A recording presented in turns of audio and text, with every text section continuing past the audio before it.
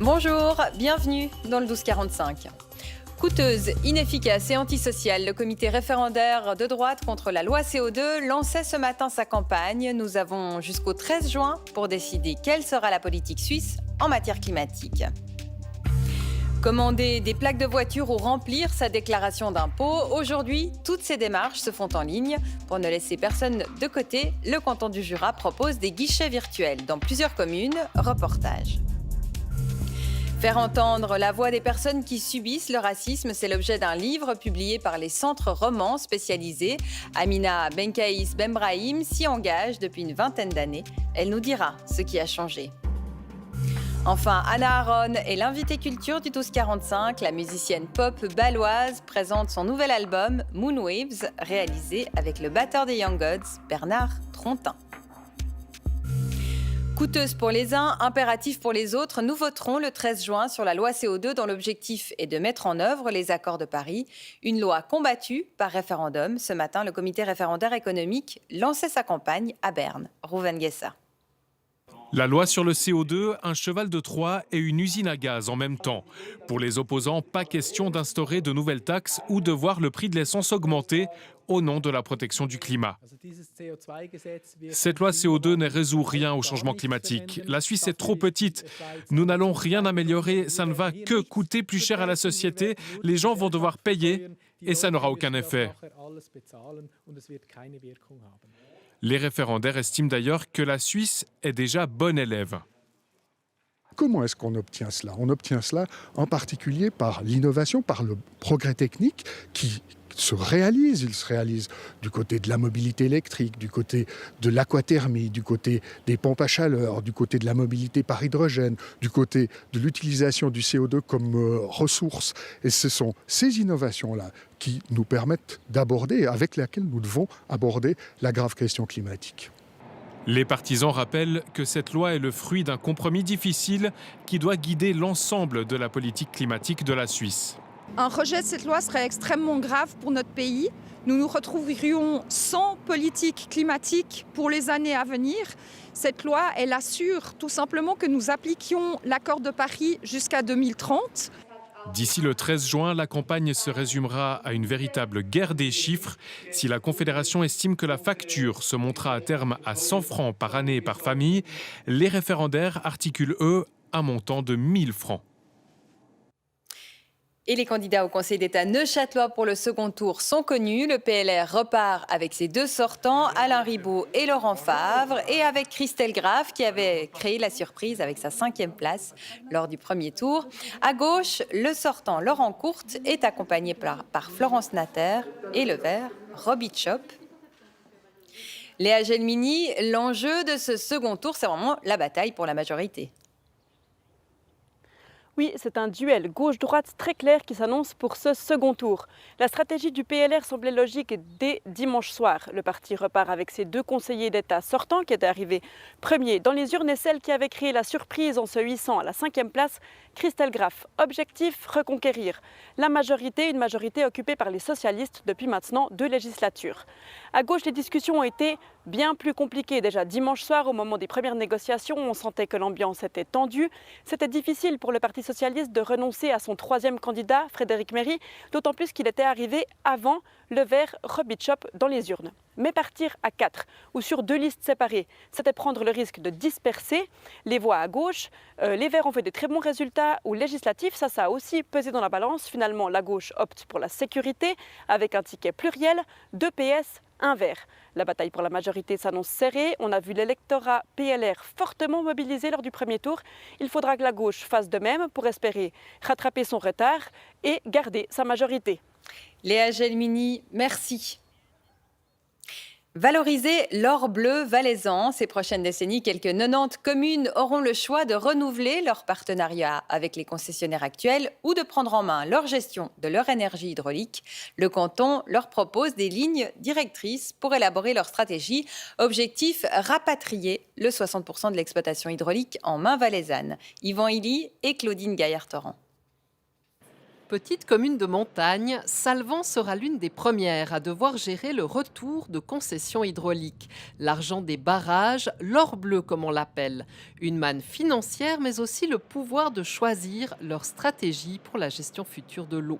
C'est que les communes, elles fassent ce retour de concession, qu'elles puissent s'entourer d'un partenaire privé, d'un partenaire public, et puis qu'elles puissent ensuite décider si elles souhaitent revendre à un partenaire X ou un partenaire Y, ce qui nous paraît aujourd'hui important. D'ici 2040, près de 90 communes bénéficieront des retours de concessions hydrauliques et devront choisir leur stratégie. Est-ce que la commune exerce le droit de retour ou bien est-ce qu'elle veut continuer la concession avec le concessionnaire actuel? C'est une grande importance, c'est une décision lourde, pas facile à prendre aujourd'hui parce que ça touche de nouveau peut-être vite en temps, alors c'est plusieurs générations. L'État du Valais a présenté ce matin les lignes directrices pour la gestion de ces retours de concession. Une opération séduction pour inciter les communes à reprendre les commandes. Aujourd'hui, seuls 20% de la production de l'énergie hydraulique est en main valaisanne. Ce sont des groupes hors canton, qui ont leur siège hors canton, qui exploitent la force hydraulique majoritairement. D'où l'intérêt de dire comment on s'organise en Valais, et c'est la volonté politique exprimée par le Grand Conseil, comment on va valoriser la force hydraulique et avoir des places de travail en Valais, des impôts payés en Valais. La valeur ajoutée doit rester en Valais autant que possible. Objectif, 60% de la production d'énergie hydraulique en main valaisanne. Pour y parvenir, le canton va créer un centre de compétences autour de l'or bleu. Pionnier dans la numérisation de son administration, le canton du Jura fait un pas de plus pour ne laisser personne sur le carreau. Des guichets virtuels vont être installés et rendre accessibles les démarches à toutes et tous. Aline Saretti et Cédric Adrover. Commander des plaques de voiture, remplir sa déclaration d'impôt, demander un permis de pêche, autant d'actions qui peuvent depuis plusieurs années se faire sur Internet. Reste à convaincre les résistants. Pour ce faire, le canton du Jura va installer des bornes dans plusieurs communes qui permettent d'accéder simplement à un guichet virtuel. On a constaté maintenant depuis 10 ans l'ouverture du guichet virtuel, qu'on a une progression importante du nombre d'utilisateurs, mais il y a aussi toute une tranche de la population qui n'y accède pas pour différentes raisons, peut-être matérielles, de connaissances. Donc il est important de pouvoir les accompagner sur ce type de solutions. Donc ces bornes sont là pour ça. Pour lutter contre la fracture numérique, ces bornes proposeront de se mettre en contact avec un employé de l'administration qui guidera l'utilisateur. Une visio à la place du contact direct, l'avenir de l'administration. Une démarche à distance via un écran est moins humaine qu'un contact physique. Mais de l'autre côté, on entend aussi beaucoup de gens qui se plaignent que l'administration n'est pas ouverte le soir, n'est pas ouverte le samedi. Donc, de l'un dans l'autre, il y a aussi pas mal d'avantages à offrir ces prestations qui rendent l'administration, quand on a les communales, pour ces prestations concernées, disponibles 7 jours sur 7, 24 heures sur 24. Actuellement, la moitié des contribuables jurassiens ont demandé un accès au guichet virtuel. Le projet vise à augmenter ce nombre. 2 bornes sont actuellement installées à Delémont et Porrentruy, mais d'autres devraient prochainement voir le jour dans d'autres communes. La Confédération annonce aujourd'hui l'achat de 3000 doses d'un médicament par anticorps monoclonaux contre le Covid-19. Le traitement Regencov, produit par l'américain Regeneron Pharmaceutical, en partenariat avec Roche, est administré au tout début de l'infection d'une personne vulnérable pour éviter la forme grave de la maladie. Il ne sera disponible qu'à la mi-mai. Et à 6 mois des élections législatives du 26 septembre et du départ annoncé d'Angela Merkel en Allemagne, la course à sa succession se précise. La droite allemande entérine le choix du modéré Armin Laschet, 60 ans et président de la CDU, tandis que les Verts lancent leur coprésidente Annalena Baerbock, 40 ans, pour accéder à la chancellerie. Aux États-Unis, au procès de Derek Chauvin, le policier accusé du meurtre de George Floyd, le jury s'est retiré hier pour délibérer. La métropole de Minneapolis se barricade en attente du verdict. Des véhicules blindés de l'armée se massent tout autour du tribunal. Abraham Ziziadis. Le policier blanc Derek Chauvin, coupable ou non coupable? La réponse du jury en délibération depuis hier peut donc intervenir à tout moment. Les militants contre les violences policières attendent une condamnation de pied ferme. Derniers arguments hier de l'accusation. Vous devez décider s'il y a eu usage excessif de la force. Et c'est une question simple, à laquelle même un enfant pourrait répondre.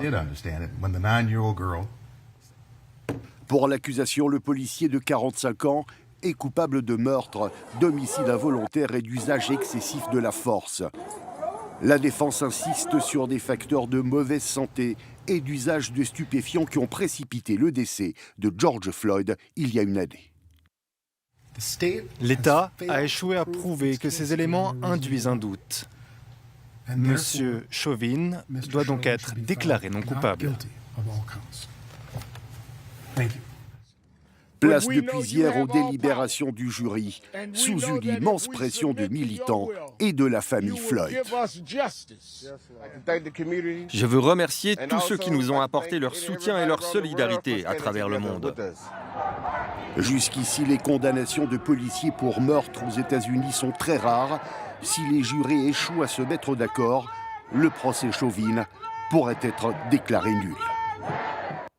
Et c'est un livre qui donne la voix à 8 personnes anonymes qui ont subi du racisme dans les cantons romans et qui ont pu demander de l'aide au centre spécialisé. Pour en parler, le plaisir de vous recevoir. Hamida Benkaïs Bembrahim, bonjour. Bonjour. Merci d'être avec nous. Vous avez participé à l'élaboration de ce livre. C'était aussi l'occasion d'entendre des personnes qui le vivent au quotidien ici en Suisse. Pourquoi ce livre ? Alors, ce livre est le fruit d'une démarche collective. Les cantons se sont engagés depuis un certain moment dans cette politique et puis ont décidé de mettre ensemble à la fois et leurs richesses et leurs besoins. Et est né ce livre dont le but est double. Le premier, c'est de visibiliser la thématique de la prévention du racisme en Suisse, de la mettre sur la place publique, de susciter le débat. Et le deuxième, c'est d'apporter l'information aux personnes confrontées au racisme, qu'il existe des lieux et que leur parole peut être légitimée.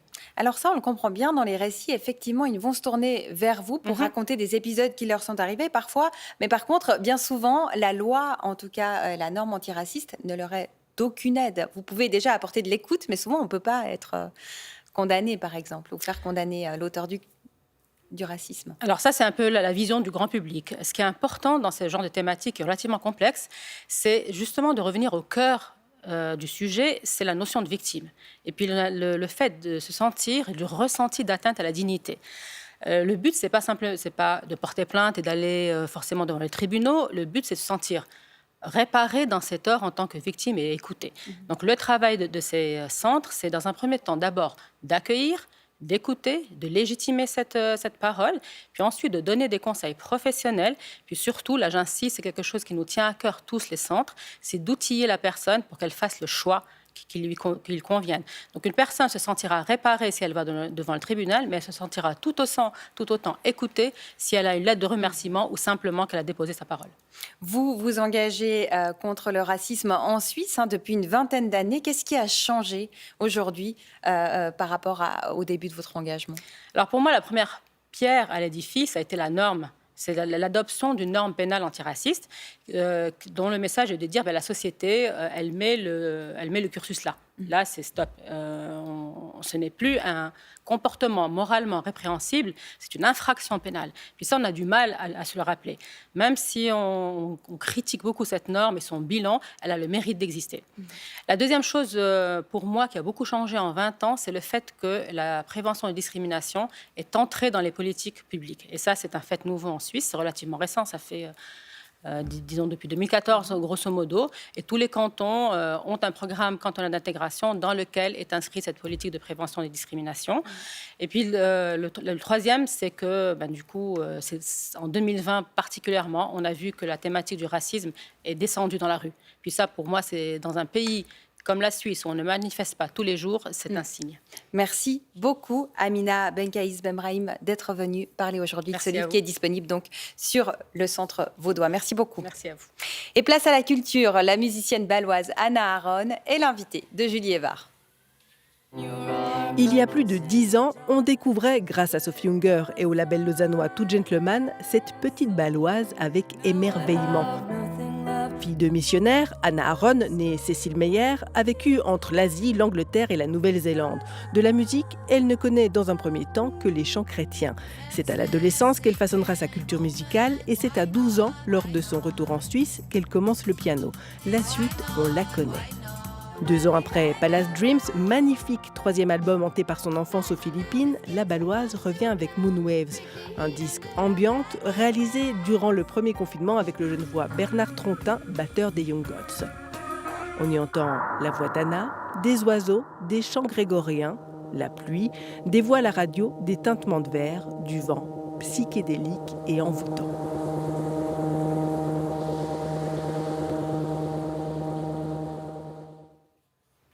Bonjour Anna Aron, merci beaucoup d'être avec nous. Bonjour, merci. Vous avez créé il y a un an et demi votre label, Bambient Records, qui offre toute une possibilité de s'exprimer avec la musique électronique expérimentale. Vous créez ce disque avec Bernard Trontin, des Young Gods. Qu'est-ce qui vous a donné envie en fait, de vous immiscer dans cette musique-là? Je voulais créer un endroit qui me permet de travailler dans une manière un peu plus libre. Parce que la musique pop, c'est quand même, il y a des règles, on ne peut pas tout faire, c'est des cadres assez fixés. Et j'avais envie de me libérer un peu de ça, de travailler un peu plus expérimental. Même en travaillant avec quelqu'un d'autre, vous avez réussi à trouver cette liberté que vous cherchiez? Oui, ça, je faisais pour la première fois. Mais je pense qu'on avait de la chance. On avait confiance que ça allait marcher, même si on se connaissait très peu. Mais c'est ça, je pense qu'il faut avoir confiance. Vous avez créé ce disque, vous l'avez réalisé pendant le premier confinement, on l'a dit tout à l'heure. Vous étiez à distance. Vous dites, quand on lit un petit peu le pourquoi du comment de ce disque, vous l'aviez fait sans grande réflexion, un petit peu de manière intuitive. Comment ça fonctionnait à distance avec Bernard Trontin? C'est vrai, moi j'aime pas beaucoup ce terme, mais c'était vraiment un peu un dialogue musical parce qu'on a envoyé les fichiers de son sans commentaire, on n'a pas parlé de la musique, des idées, on a juste écouté et on a envoyé la musique et c'était vraiment à l'écoute et très, très intuitif. C'est-à-dire que vous envoyez à Bernard un sample ou des sons et lui il rajoutait des choses, ça se passait vraiment comme ça, comme un cadavre exquis? Oui, c'était vraiment comme ça, oui. Et c'est toujours vous qui initiez ou bien parfois c'était... C'était les deux, c'était moitié-moitié. Je vous propose qu'on écoute un petit peu de Moonwaves, le titre Moonwaves qui donne le nom au disque, on écoute un petit peu. C'est hyper minimaliste, cette chanson-là, ce titre-là, peut-être plus que les autres d'ailleurs. Oui. Et c'est le clip.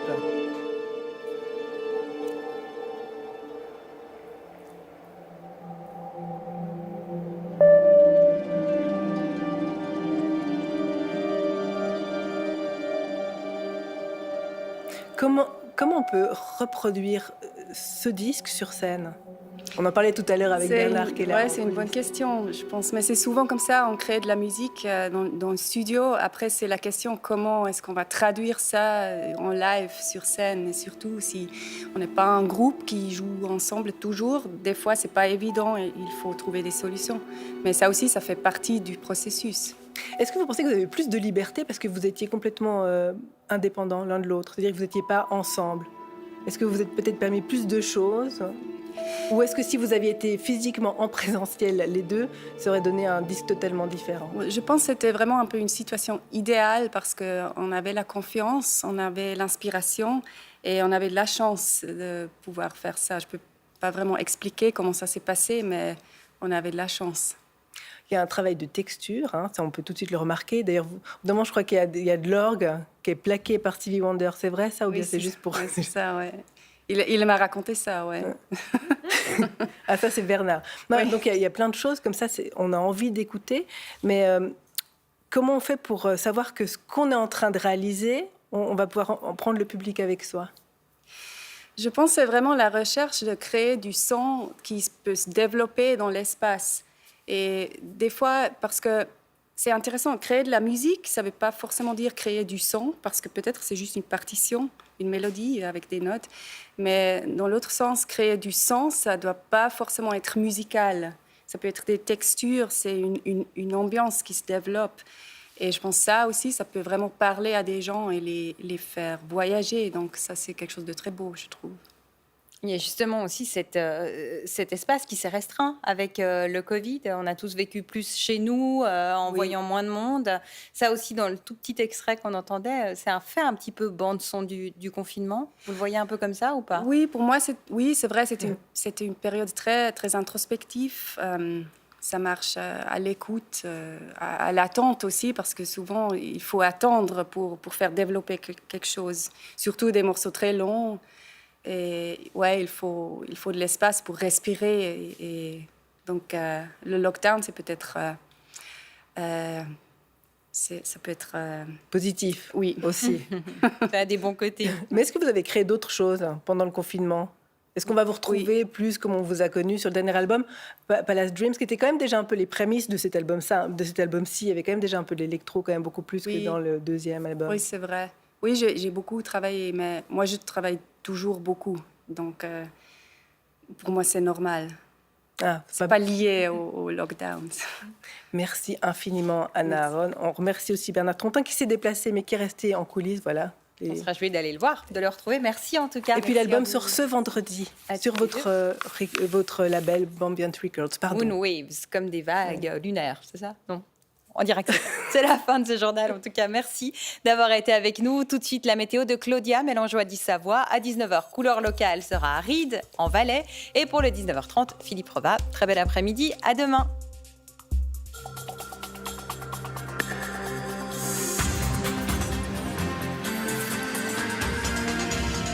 Suivez l'information en continu sur RTS Info.